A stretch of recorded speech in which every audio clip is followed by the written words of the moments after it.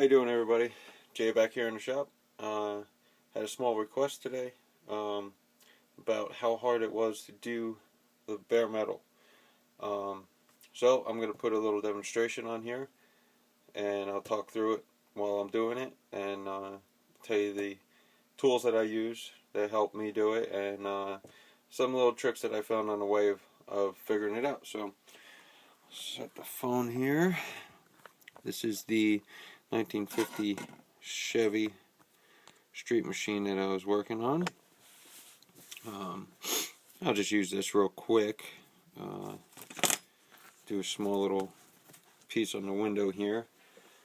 I have some scrap here that I'm going to use for something because it's all wrinkly and everything, but I'll cut a small piece out here and I'll just do a quick little piece across the door right here.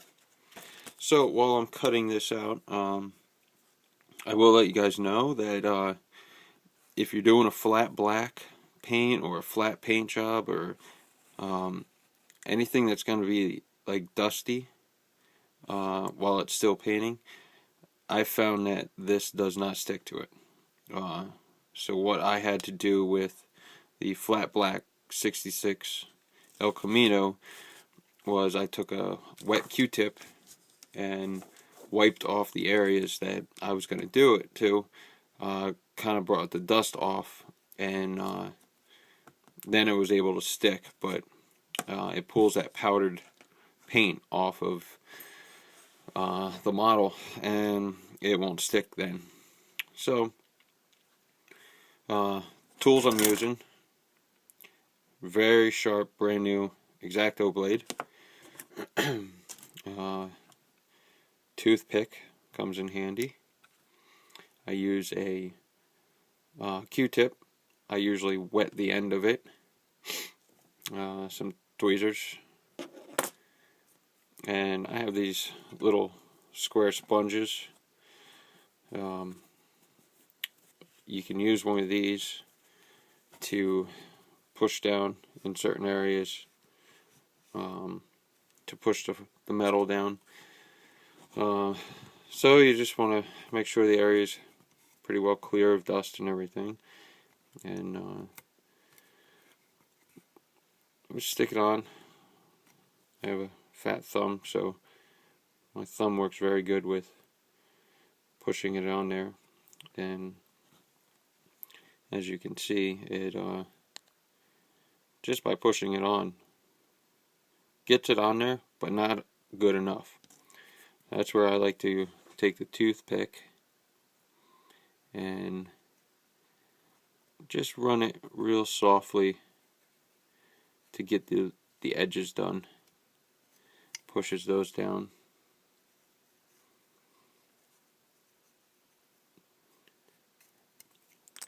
And then I'll wet a Q-tip. You don't want it like soaking wet. I usually dab it on a paper towel, but it kind of, when you wet it, it kind of makes it a little more pliable. So when you put it on here, you can really work that metal flat, get into the grooves. On some of the bigger areas, I have used a small piece of balsa wood, which I had here that I can't find. I have a Siamese cat. I believe she stole it. I've seen people use the back end of their tweezers to push in there. I personally didn't like doing that. The balsa wood works nice because it's soft. It doesn't really hurt it too much. So you just want to push that down, make it really stick. You can work out any kind of little overlays, and don't feel like you have to do one full sheet for this whole thing. you know, when you cut out a little small piece for here, they blend in very well together. So don't feel like you have to waste a lot of money and cut out a gigantic piece of it, and you can piece them together. So I'm trying to look in the camera and look at this at the same time. That's probably not a good idea. The weight of your blade is just enough to cut through this.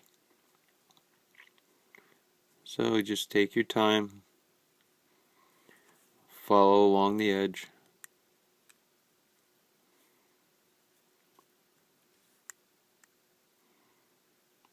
I'm looking in the camera again. So I like to go over it twice just to make sure that I did go through all the way.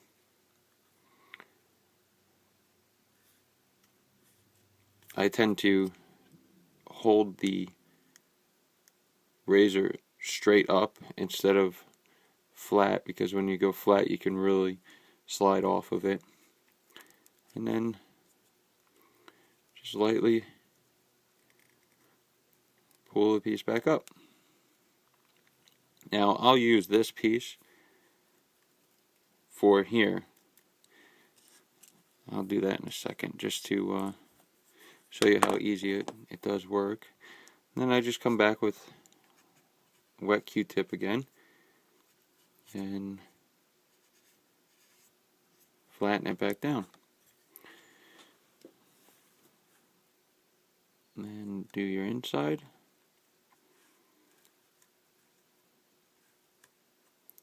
Kind of going a little too fast here.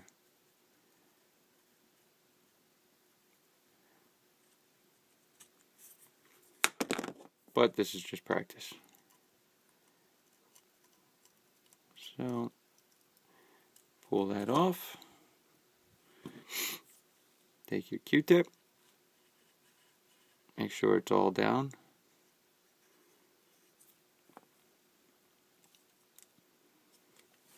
And I'll take that small piece that I had left over, and it wasn't very flat when I took it off. It had some wrinkles in it and stuff, but as you'll see here, you can work with it because it does flatten it out pretty well. You can work out some creases onto it. I have used a small Dremel polishing tool to go over this also. It worked. It's probably not necessary, but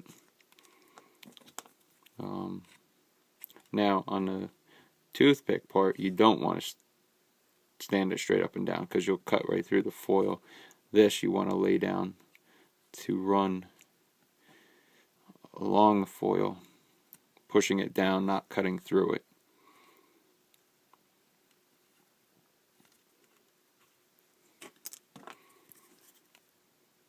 And then come in with your X-Acto knife.